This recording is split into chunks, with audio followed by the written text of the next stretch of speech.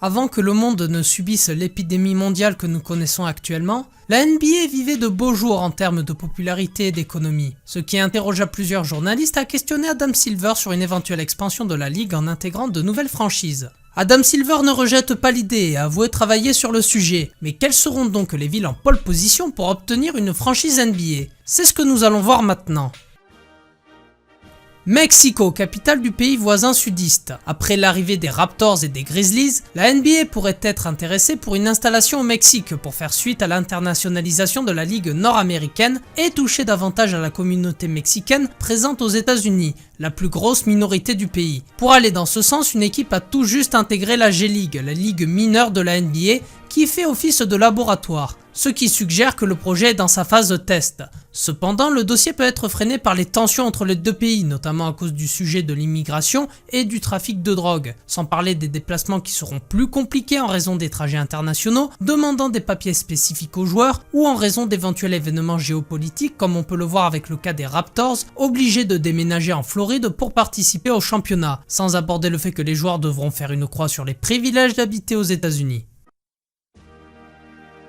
Restons en dehors du pays pour Vancouver, ville canadienne ayant déjà eu le privilège d'avoir son équipe avant que celle-ci ne déménage à Memphis en raison de ses résultats sportifs très médiocres, du manque d'intérêt des habitants et des joueurs ne souhaitant pas quitter les États-Unis pour des raisons économiques, sociales et sportives. Mais depuis le titre des Raptors, Vancouver pourrait être intéressé à retrouver une équipe au vu de l'engouement national que Toronto a reçu. De plus, la communauté asiatique, très fan de ce sport, y est très présente. Il faudra toutefois réussir à convaincre les futurs joueurs de devoir être payés en dollars canadiens, payer plus d'impôts, supporter le froid et la pluie, et s'installer dans ce tout petit marché tout juste au nord de Portland. Las Vegas a le privilège d'avoir les infrastructures et la gestion pour accueillir une équipe NBA. Pour preuve, elle possède une équipe en WNBA. La ville a même été suggérée pour accueillir des équipes pour la reprise de la saison 2019-2020 avec celle de Orlando, sans parler du fait que la ville pourrait intéresser pas mal de joueurs à s'y installer grâce à ses casinos et autres établissements de loisirs. A voir si cela ne poussera pas les joueurs aux excès les plus extravagants, entraînant un manque d'investissement et donc de résultats.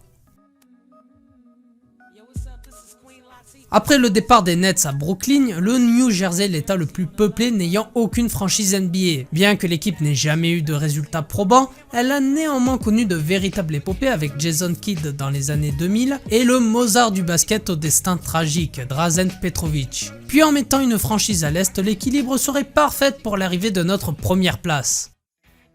Comment ne pas mettre Seattle en numéro 1 ? Après le vol de la franchise pour l'état d'Oklahoma, la ville de Seattle a été citée à de nombreuses reprises pour un retour dans la Grande Ligue. Il était même suggéré de délocaliser la franchise des Sacramento Kings avant que le projet ne soit annulé. Adam Silver est le premier à dire que si une expansion avait lieu, Seattle serait prioritaire. Pas étonnant quand on sait que cette ville transpire le basket avec des fans toujours présents.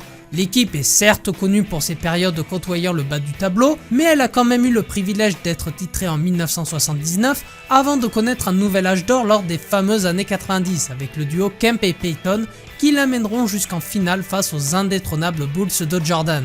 Il serait donc plus que correct de faire retrouver les parquets à la plus grande ville de l'état de Washington.